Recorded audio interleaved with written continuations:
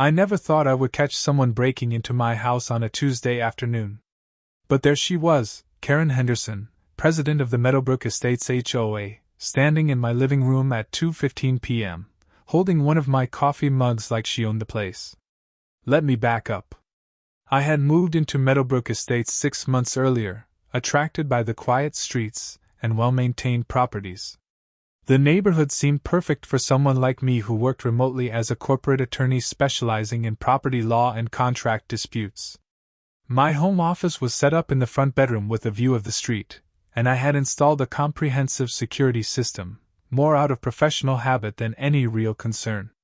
The cameras were discreet, high definition, and recorded everything to a cloud server. Old habits from years of dealing with difficult clients and contentious cases die hard. Karen had introduced herself the day I moved in, appearing at my door with a 3-ring binder she called the Neighborhood Welcome Packet. It was actually a 47-page printout of H.O.A. rules, regulations, and bylaws. She stood there, 5'4" with a severe blonde bob and the kind of smile that never reached her eyes, and proceeded to lecture me for 30 minutes about trash can positioning, approved paint colors, and the absolute prohibition of any lawn decorations except during designated holiday windows. Before we get further into this absolutely wild story, if you are enjoying this tale of H.O.A. revenge, please hit that like button and subscribe to Karen Eat World. Trust me, you will want to be here for more stories like this one. Now, back to Karen's biggest mistake.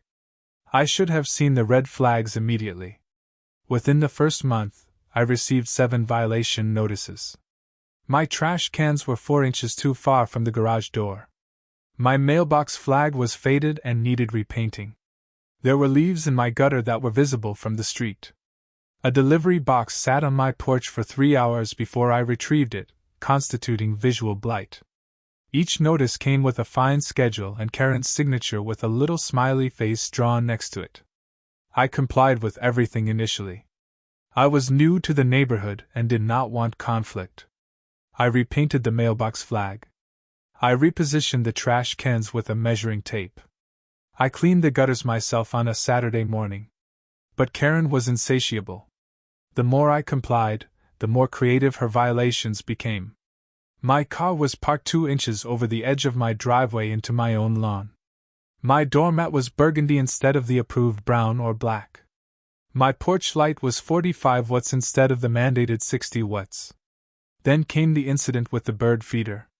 I had installed a simple wooden bird feeder in my backyard, completely invisible from the street. Within days, Karen cited me for creating an attractive nuisance that could increase the rodent population. When I pointed out that the feeder was in my fenced backyard and not visible from any public area, she showed up at my door with a ladder she had apparently used to look over my fence. She had taken photos. She had measurements. She had written a 3-page report on the potential ecological impact on the neighborhood. That was when I started paying closer attention to Karen's patterns. As someone who makes a living analyzing behavior and finding leverage in legal disputes, I began to notice things. Karen did not work. She had mentioned being retired from some vague administrative position, but at 52, she seemed unusually focused on the neighborhood. Her car left her driveway every morning at 9 a.m. and returned by noon. But several times a week, usually on Tuesdays and Thursdays, her car would return at 11 a.m., and then she would disappear on foot for hours. I noticed other things too. My neighbors, a sweet elderly couple named the Johnsons, mentioned that items in their house had been moved while they were at their weekly doctor's appointments. Nothing was stolen, but a photo frame would be in a different spot, or a kitchen drawer would be reorganized. They assumed they were becoming forgetful. Another neighbor, Marcus, who traveled frequently for work, mentioned that his house always seemed to smell like someone else's perfume when he returned, a floral scent he could not identify. Everyone dismissed these oddities as nothing, but my legal mind connected dots that others missed. So I upgraded my security system. I added interior cameras in every room, completely legal in my own home, all feeding to encrypted cloud storage with facial recognition capabilities and motion-activated recording. I said nothing to anyone. I simply waited. 3 weeks later, on a Thursday afternoon, I was in my home office reviewing a brief for a client when my phone buzzed with a security alert. Motion detected in living room. Camera activating. I pulled up the feed on my laptop and there she was. Karen Henderson, H.O.A. president and apparent serial home invader, letting herself in through my back door. I watched in real time as she walked through my living room, running her finger along my bookshelf as if checking for dust. She picked up the coffee mug I had left on the side table that morning and examined it, then actually took a sip of the cold coffee still in it. She wandered into my kitchen, opened my refrigerator, and made a disapproving face at my grocery choices. She opened drawers, looked through my mail on the counter, and even checked inside my cabinets. The entire time, I sat perfectly still in my office upstairs, recording everything, barely breathing. My legal mind was already racing through the implications, the charges, the evidence chain of custody. This was not just trespassing. This was breaking and entering. This was a pattern of behavior that almost certainly extended to other homes in the neighborhood. Karen made her way toward the stairs, and I knew she would find me in about 30 seconds. I had two choices. Confront her now and watch her make excuses, or let her discover me and see how she tried to talk her way out of this situation. I chose option 2. I heard her footsteps on the stairs, then in the hallway. My office door was partially open. I sat at my desk, back to the door, headphones on but not actually playing anything, eyes on my laptop screen which showed her approaching in the hallway camera feed. She pushed the door open. I watched her freeze in the camera feed as she saw me sitting there. For a long moment, neither of us moved. Then I slowly removed my headphones and turned around. "Oh, hi Karen. I did not hear you come in." "Oh wait, that is because I did not invite you in." Her face went through several colors, from white to red to purple. She clutched her chest like she was having a heart attack, and for a moment I worried she actually might be. The back door was unlocked and I was concerned. I thought I heard, there was a suspicious. She could not even complete a full sentence. I just stared at her, my face completely neutral, the way I look at opposing counsel when they know they have lost but have not admitted it yet. "Karen, I work from home. I am here every single day. My back door was not unlocked because I have a smart lock system that alerts me every time it is opened. You opened my back door at 2:12 p.m. using what I can only assume is some kind of lock-picking tool, or a key you somehow obtained. You have been in my house for approximately 3 minutes and 30 seconds. You drank from my coffee mug. You went through my mail. You opened my refrigerator. And all of this is recorded in high-definition video with timestamps from 6 different camera angles." The color drained from her face completely this time. She opened her mouth but nothing came out. "So here is what is going to happen. You are going to leave my house right now. You are going to go home. And you are going to think very carefully about whether you want me to call the police, or whether you want to have a conversation tomorrow about how we are going to resolve this situation. Do you understand?" She nodded, speechless, and practically ran out of my office, down the stairs, and out my back door. I watched on the cameras as she hurried across my backyard and squeezed through a gap in the fence that led to the greenway behind our houses. So that was how she had been getting around without being seen from the street. I immediately called a locksmith and had every lock in my house changed. Then I called Marcus, the Johnsons, and 3 other neighbors I suspected might have been victims. I invited them all over that evening and showed them the footage. Their reactions ranged from shock to fury to tears. Mrs. Johnson cried because she had been convinced she was developing dementia when items moved in her house. Marcus was livid because Karen had apparently been going through his personal documents. That evening, I began building my case. As a property attorney with 2 decades of experience and connections throughout the legal system, I knew exactly how to document everything properly. I created a comprehensive evidence file with all the video footage, timestamps, and a detailed written account. I contacted each neighbor and helped them check their own security footage if they had any. 2 others had doorbell cameras that had captured Karen entering their homes on different occasions. By midnight, I had documentation of Karen illegally entering at least 6 different homes over the past 4 months. This was not a one-time mistake or a misunderstanding. This was a systematic pattern of breaking and entering, violation of privacy, and abuse of her position as H.O.A. president. She had apparently convinced herself that her role gave her some kind of right to inspect people's homes. Or perhaps she was just a busybody who had escalated from peering in windows to actually entering homes when she thought no one was there. The next morning, Karen appeared at my door at exactly 9 a.m. She looked like she had not slept. Her eyes were red and puffy, her hair was not styled in its usual severe bob, and she was actually wringing her hands. "Please, we need to talk. Please do not call the police. I can explain everything. I was just trying to maintain neighborhood standards. As H.O.A. president, I have a responsibility." I let her stand on my porch for a long moment before responding. "Karen, you broke into my house. You broke into at least 5 other houses. You went through our personal belongings. You violated our privacy in the most fundamental way possible. What exactly do you think you can say that would explain that? I never stole anything. I was just checking to make sure everyone was maintaining their homes properly. The H.O.A. bylaws give me the right to inspect properties for compliance. The bylaws give you the right to inspect exteriors and any portions visible from common areas, with 72 hours written notice.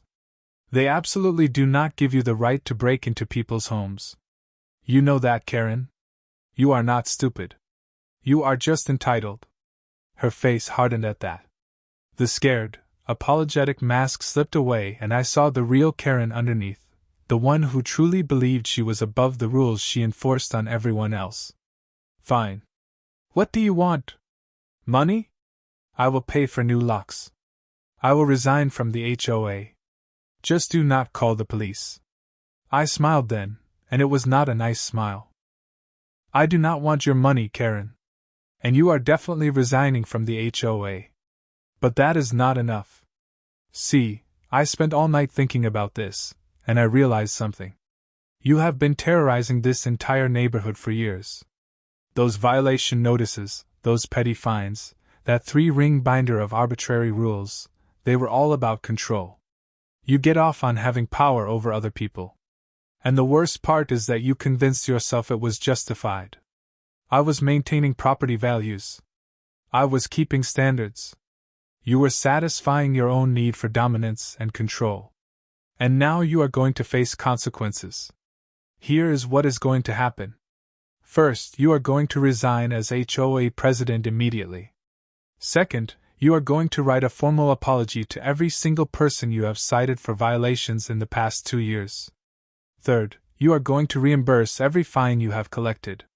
And fourth, you are going to vote to dissolve the H.O.A. entirely at the next meeting." She laughed, actually laughed. "Or what?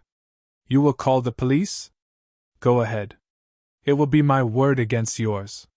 I will say you invited me in, and now you are making false accusations because you are angry about legitimate H.O.A. violations." I pulled out my phone and showed her the video footage of her entering my home, going through my belongings, drinking from my coffee mug. "It will not be your word against mine, Karen. It will be crystal clear video evidence against your lies. And I have footage from 5 other houses too. This is not a single count of trespassing. This is multiple counts of breaking and entering, burglary, stalking, and harassment. You are looking at felony charges, Karen. Multiple felonies." The confidence drained out of her again. "But I will make you a deal. You do exactly what I said, resign, apologize, reimburse, and vote to dissolve the H.O.A., and I will not press charges.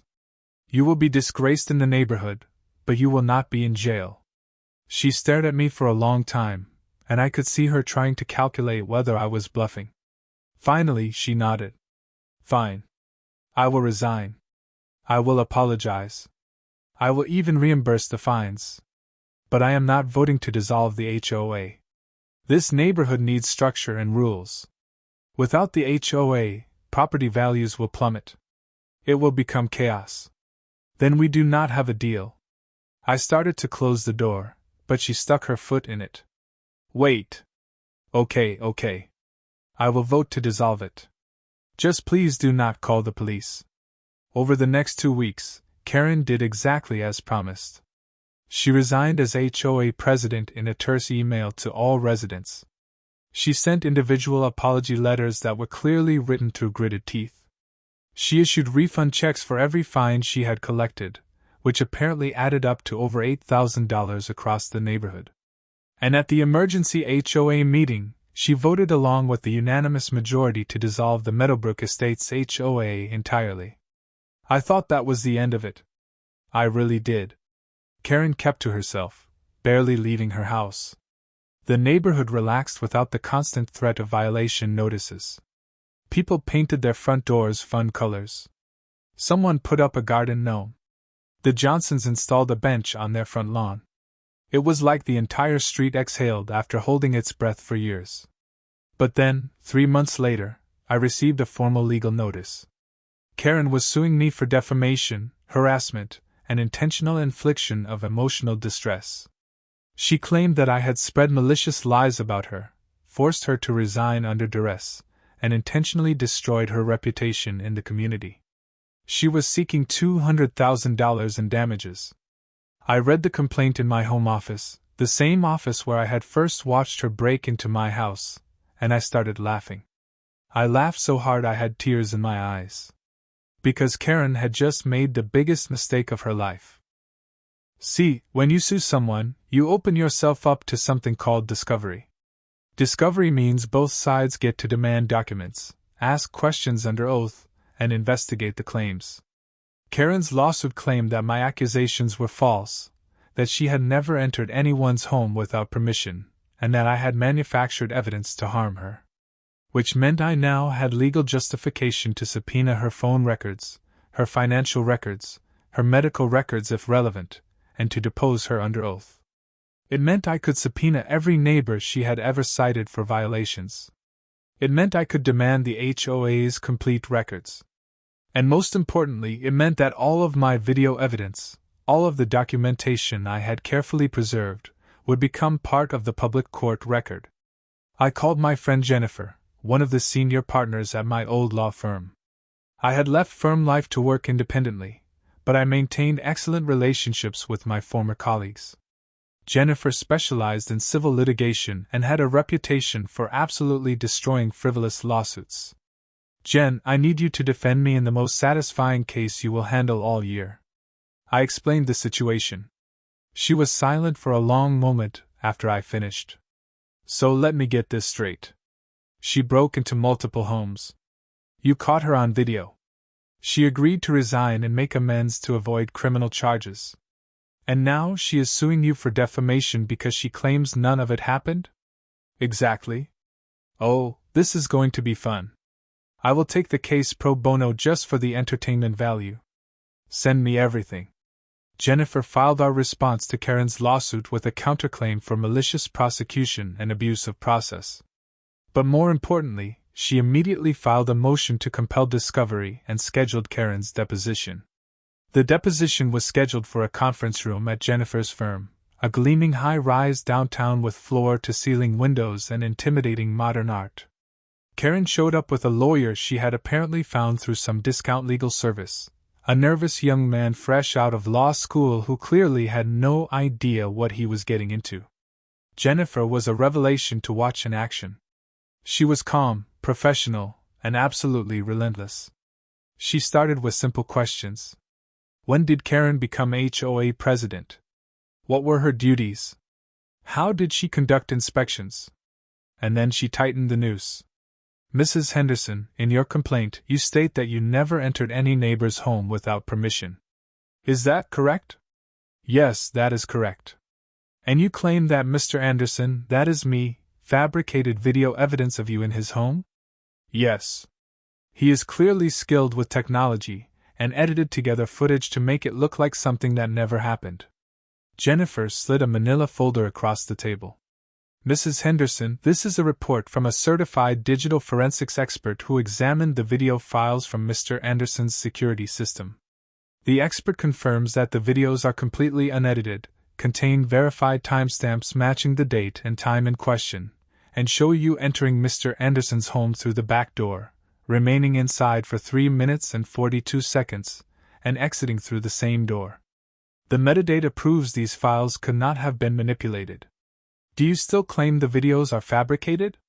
Karen's lawyer looked like he wanted to crawl under the table. Karen herself went pale. I may have entered his home, but only because I was concerned. The door was unlocked and I thought there might be an emergency. But Mr. Anderson has a smart lock system that logs every entry. The log showed that you unlocked the door yourself at 2:12 p.m. on the date in question. The door was not unlocked.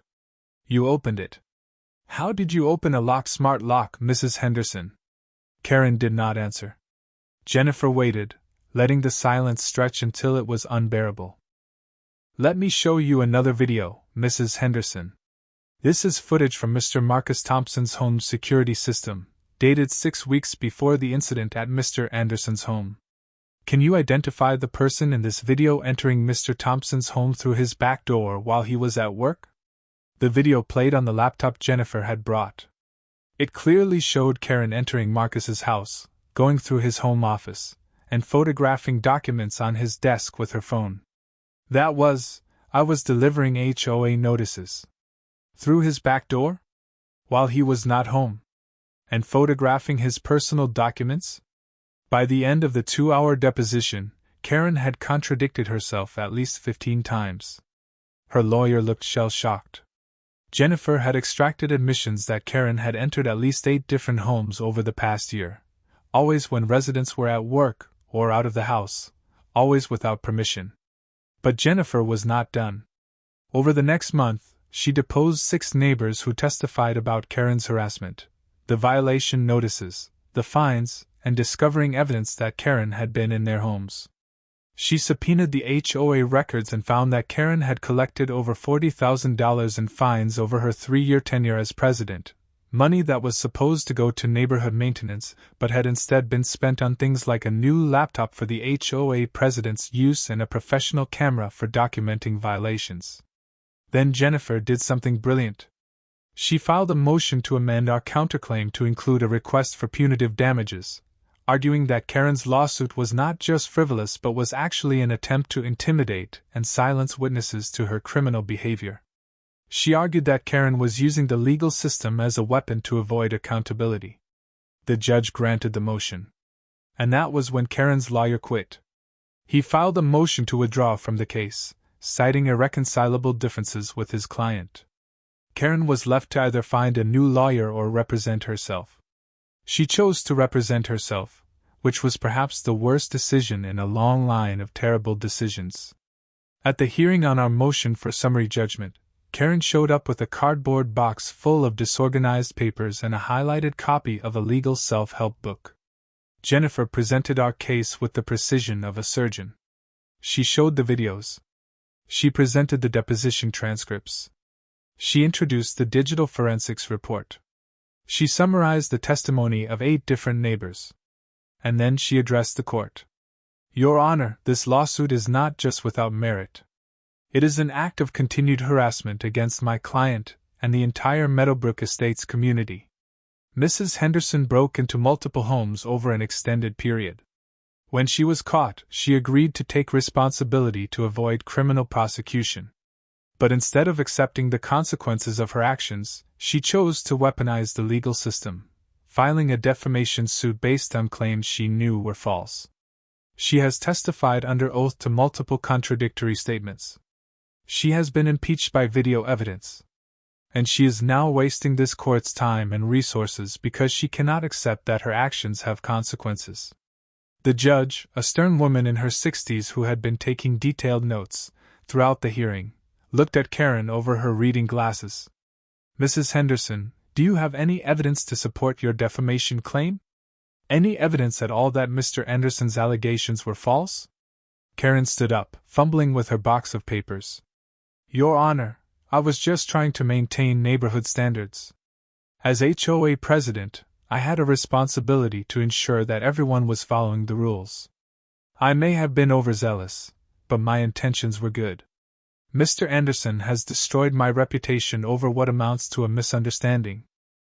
Mrs. Henderson, This court has reviewed hours of video footage showing you entering homes without permission. We have heard testimony from multiple witnesses. We have seen your own deposition where you admitted to these entries. This is not a misunderstanding. This is not about being overzealous. You committed multiple criminal acts and then sued your victim when he chose not to press charges. I am granting summary judgment in favor of the defendant and awarding costs and attorney's fees. Furthermore, I am referring this matter to the district attorney's office for potential criminal prosecution. We are adjourned. The gavel came down like a thunderclap. Karen stood frozen in place, her box of papers clutched to her chest, as the full weight of the judge's words sank in. But I was not done. Not even close. Because while all of this legal maneuvering was happening, I had been working on something else, something that would ensure Karen understood exactly what happens when you mess with someone who has the resources, the knowledge, and the patience to utterly dismantle your life within the bounds of the law. Remember how I mentioned that I work in property law? My specialty is not just contracts and disputes. I also handle real estate acquisitions for corporate clients, including something very specific: buying up properties in residential neighborhoods for development purposes. 3 weeks after the judge's ruling, I purchased Karen's house. Well, technically, an LLC I quietly established purchased it, but the effect was the same. Here is how I did it. Karen's lawsuit had cost her whatever savings she had on legal fees. The refunds she had paid to neighbors had depleted her accounts. And now she was facing a judgment for my attorney's fees, which Jennifer had deliberately run up to over $75,000 through extensive discovery and motion practice, all perfectly justified given Karen's behavior. Karen had a mortgage on her home. A significant one. And like many people who bought at the peak of the market, she was underwater. She owed more than the house was worth. When she fell behind on her mortgage payments trying to pay her legal bills, the bank started foreclosure proceedings. I had a contact at that bank. I made them an offer to purchase the debt at a discount. They were happy to offload a non-performing loan. And just like that, I owned Karen's mortgage. Now, I could have foreclosed immediately. But that would not have been satisfying enough. Instead, I offered Karen a deal through my attorney. I would forgive the debt and let her keep the house on one condition. She had to grant an easement across her property. You see, Karen's house sat on a corner lot. Her backyard bordered the greenway, that little path she had used to sneak around the neighborhood to break into homes. The greenway was technically owned by the neighborhood association, which had dissolved when the H.O.A. dissolved. Through some very careful research and a few strategic purchases of individual homeowners' fractional interests in the common areas, my LLC now owned that greenway. The easement I demanded would allow me to build a fence. A tall privacy fence. Along the entire back border of her property. Blocking her view of the greenway entirely. Blocking her access to the path she had used for her break-ins. Turning her backyard into a walled box. But that was not the beautiful part. The beautiful part was the second easement. I also required an access easement along the side of her property, the side facing the street. This would allow utility access for the greenway, which I was planning to develop into a community walking trail with my own money, a gift to the neighborhood. Karen did not understand the implications at first. She just saw it as a way to keep her house. She signed the easement agreement. 1 week later, construction began. The privacy fence went up first, 8 feet of solid cedar, professionally installed, completely blocking her backyard view. Then came the walking trail development. I hired a landscape company to clear the greenway, install a proper gravel path, add benches, plant native flowers, and install solar-powered lights. And here is where it got delicious. The utility easement I had required along the side of her property? I used it to install a water fountain and a small pavilion.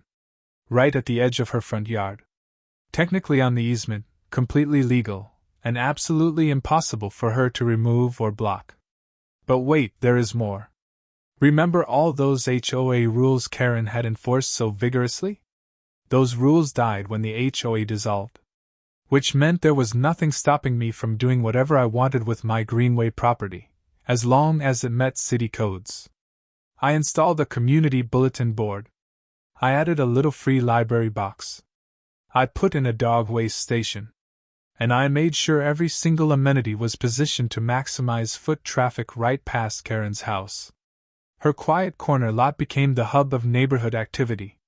Within a month, her house went from private corner sanctuary to the busiest spot in Meadowbrook Estates.